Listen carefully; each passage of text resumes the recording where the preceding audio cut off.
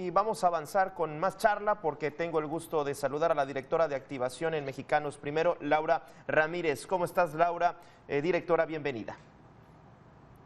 Hola Gabriel, buenas tardes. Muchas gracias a ti y a tu audiencia. Laura, preguntarte, ustedes desde el año pasado ya estaban poniendo el dedo en la llaga, señalando que este programa, el de escuelas de tiempo completo, no se le habían asignado recursos y con ello pues se confirmaba la desaparición de este programa. No había recursos asignados. Al día de hoy, ¿qué se sabe? ¿Qué se tiene al respecto? ¿Sigue avanzando esta iniciativa, Laura? No, como bien decías, desde el año pasado detectamos que ya no se le asignaron recursos al programa y esto pues lo que implica en la práctica es que no se puede operar. No está contemplado el programa de escuelas de tiempo completo como parte de la estrategia del regreso a clases. Entonces, pues digamos que desafortunadamente no hay ningún avance y tampoco se va a implementar como un mecanismo que hubiera podido ser viable y necesario también para el regreso a clases, especialmente a los más vulnerables. Vaya. Bueno, hace un momento entrevistaba también sobre este mismo tema y el impacto directo pues es en rendimiento, pero ahora pensando en infraestructura, hay escuelas, conozco algunas, con unos comedores grandísimos, cocinas, espacios muy amplios, bien definidos, instalaciones que no están viejas, que están bien conservadas. ¿Qué va a pasar ahí? ¿Qué va a suceder con todo esto, Laura? Así es, el problema es que se hizo una gran inversión en los dos sexenios anteriores para equipar esas escuelas que iban a tener el programa, para que tuvieran los comedores escolares. Y pues como bien mencionas, si se deja de usar o si se deja de darle fondos presupuesto al programa, pues entonces se pierde esa inversión que se realizó en los años anteriores. Y como bien decías, el impacto de perder el programa no es solamente en el tema de rendimiento académico, ¿no? Tiene un impacto en las niñas y en los niños y en sus familias mucho más amplio, por ejemplo, en el tema de la nutrición, ¿no? Y después de la pandemia, donde ya hemos visto que muchas niñas y niños han tenido dificultades, ¿no? Para esta parte de nutrirse de acuerdo a su edad, a su necesidades físicas, la verdad es que podría ser una gran oportunidad de que al retomar las clases los niños volvieran a tener este programa que incluye también la alimentación. Y más allá de eso, aún más allá, el programa de escuelas de tiempo completo tenía un gran beneficio y era que las actividades de la tarde no eran solamente clases, eran otro tipo de Claro. actividades que contribuían al aprendizaje integral de niñas, niños y jóvenes. Entonces había clases de deportes, actividades artísticas, para algunos también acompañamiento en el rezago. Entonces, piensa tú, pues todo lo que se pierde cuando estamos hablando de que después de este año y medio de las escuelas cerradas, los niños, las niñas regresen a la escuela y ya no tengan esas posibilidades de tener más tiempo en la escuela, más aprendizaje, más actividades y además, pues la parte que mencionabas de la alimentación. Sí, recuerdo el tema de los clubs, en su momento los clubes que se anunciaron para actividades extracurriculares o fuera de la escuela, pero que se estaban realizando dentro del entorno de la escuela. Ahora, en la ecuación pandemia, le estamos metiendo ahora la pandemia y en este regreso a clases, vaya, ¿cómo se va a tratar de regresar a clases presenciales en el caso de que se pueda? Con un programa que no tiene recursos y que las instalaciones pues van a quedar ahí. ¿Será que el gobierno o lo va a tener que asumir las autoridades estatales estos costos o qué se sabe al respecto? Pues estamos todavía como en un proceso de mucha incertidumbre a pesar de que el regreso a clases está anunciado para el próximo lunes. Creemos que las probabilidades de que escuelas de tiempo completo se echen a andar, digamos, esté listo con todo lo que implica, ya sabes, la implementación de una política siempre tiene muchísimas implicaciones y de preparación previa, entonces hasta el momento, como te decía, no es una estrategia encaminada o enfocada al regreso a clases.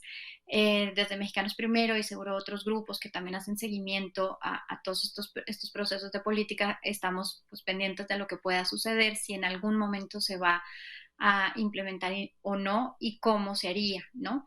Pero creo que ahora es importante también entender que más allá del programa en sí, que es importante como ya mencionamos, pero más allá del programa, creo que es momento de hablar sobre cómo se va a hacer ese regreso, cuál es esa responsabilidad de las autoridades federales y estatales para que el lunes, que empieza ese proceso gradual de que los niños y las niñas vayan a la escuela, pues, ¿qué va a pasar? ¿Cuántos van a empezar y cuántos se van a ir incorporando en las semanas siguientes? Es muy importante contar con información confiable sobre cómo están las escuelas, cómo está la infraestructura de las mismas.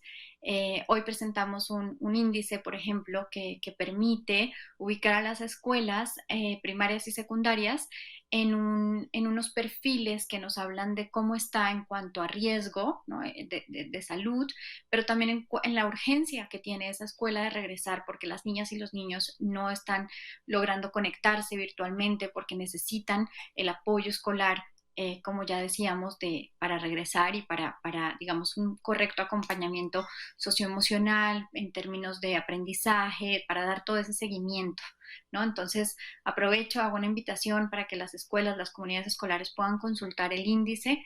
Eh, www.mexicanosprimero, todo pegadito, .org, índice, pero sin acento. Ahí van a encontrar, es una plataforma muy fácil de usar y puede dar orientación a las comunidades escolares para entender dónde están y qué es lo que todavía tienen que hacer para poder abrir, o si ya están listas para poder abrir, brinda unas recomendaciones para para hacerlo de manera segura.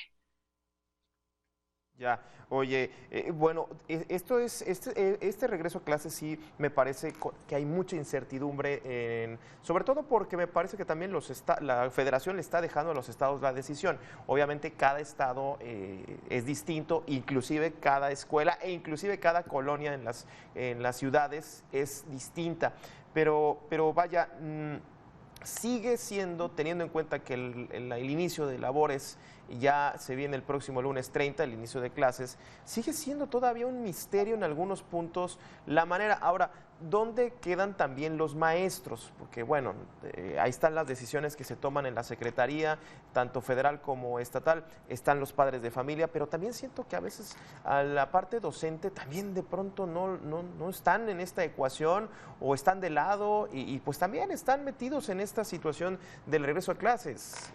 Laura. Así es, llevamos varios meses insistiendo en la importancia de que las decisiones para el regreso a clases tomen en cuenta a todos los agentes escolares, ¿no? Que las familias puedan participar, las y los docentes puedan participar y los mismos estudiantes puedan contribuir con su visión. Creemos que el reto es muy grande y se necesita una corresponsabilidad para que cada comunidad pueda tomar las decisiones que necesita para el contexto de esa comunidad.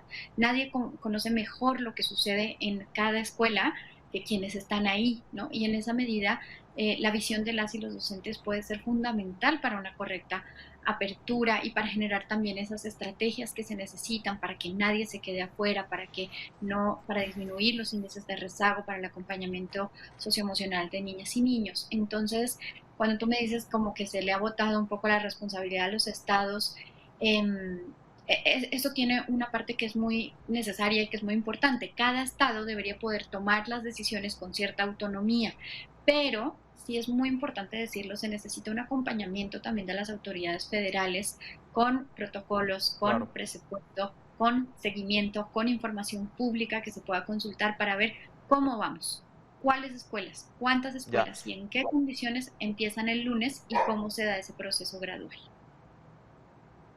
Una última pregunta, Laura. ¿Cómo definirías entonces que se está dando este proceso de regreso a clases para este próximo lunes 30? Porque he estado leyendo, inclusive hay algunos estados que como hay cambio de administración, que llega, por cierto, una administración morenista, en algunos casos, por ejemplo, en Baja California Sur, estaba leyendo que el regreso a clases no va a ser el lunes 30, sino hasta el lunes 13 de septiembre, cuando 2 días antes toma protesta la nueva administración estatal, que es acorde a la línea federal, porque son morenistas, y van a preferir decir, yo no me meto, no hay reanudación de clases, que sea hasta el lunes 13 la reanudación de clases y que ya ellos se encarguen de estas clases presenciales luego del decreto de hacerlas esenciales. Vaya, de pronto parece que lo político pesa más frente a datos técnicos, científicos y médicos, ¿no, Laura? Así es, como mencionas, las implicaciones políticas del regreso a clases están ahí, se han manejado en diferentes momentos y de diferentes maneras. Lo que creemos es que es momento de poner el foco en las niñas, en los niños y en el tema puramente educativo, ¿no? Esta es una responsabilidad muy grande. Estamos hablando de los derechos de las niñas y de los niños. No podemos dejar que las consideraciones políticas se tomen el foco de toda la estrategia. Ahora, hay un lado positivo de lo que estás comentando, y es que sí tiene una parte buena que cada estado pueda tomar sus decisiones. Entonces, te doy un ejemplo. Jalisco empezó desde hace ya varios meses, mucho antes de este gran anuncio de regreso a clases, a implementar unas asesorías voluntarias en las escuelas, donde gradualmente los niños empezaron a ir y las y los maestros atendían las dudas de esos niños y niñas, creando una especie de burbujas de empezaron pocos niños y ahora hay un máximo de 9 niños que han ido desde marzo constantemente a la escuela, ¿no? Está el caso también de Sinaloa, que también ya hace algunos meses implementó los centros comunitarios de aprendizaje, donde fue una estrategia para empezar a conectar con los niños y las niñas que estaban en riesgo de abandono, que no se sabía nada de ellos porque las maestras no habían podido tener contacto, y funcionó también que incluso familias que no necesitaban ese contacto empezaron a decir, yo quiero mandar a mi hijo a la escuela porque funciona y porque me siento seguro. Esa es la apuesta. Esa es la apuesta que necesitamos de los estados, generar estrategias, flexibilidad para que las escuelas puedan tomar ciertas decisiones también, acompañamiento constante, por supuesto, y con eso cada comunidad va a decidir si empiezan con grupos muy pequeños, si un profesor tiene a lo mejor estudiantes de varios grados, si se hacen pequeñas burbujas, como oía yo antecitos de entrar a Cuadro, que hablaban del caso de Colima, ¿no? Que están dando 3 opciones en Colima. Eso cada escuela debería poder decidirlo de acuerdo a su contexto. Entonces, más allá de las consideraciones políticas, es una oportunidad en este momento que los estados puedan decidir cuándo empiezan, ¿no? Y lo importante es que el día que empiecen estén listos y puedan dar ese seguimiento y ese acompañamiento a las escuelas. Incluso dentro de un mismo estado, no todas las escuelas tienen que regresar el mismo día, ¿no? Es un proceso y no un evento. Ni el 30 tienen que regresar todas, ni no regresar el 30 significa que ya no van a regresar. Simplemente hay que ir viendo cómo se va dando el proceso en cada escuela, en cada comunidad y, por supuesto, en cada estado. Acompañamiento es un proceso y es un proceso, no es un evento. Laura, muchísimas gracias. Laura Ramírez, directora de activación en Mexicanos Primero. Como siempre, gracias. Gracias, Gabriel, que estés muy bien, bonita tarde.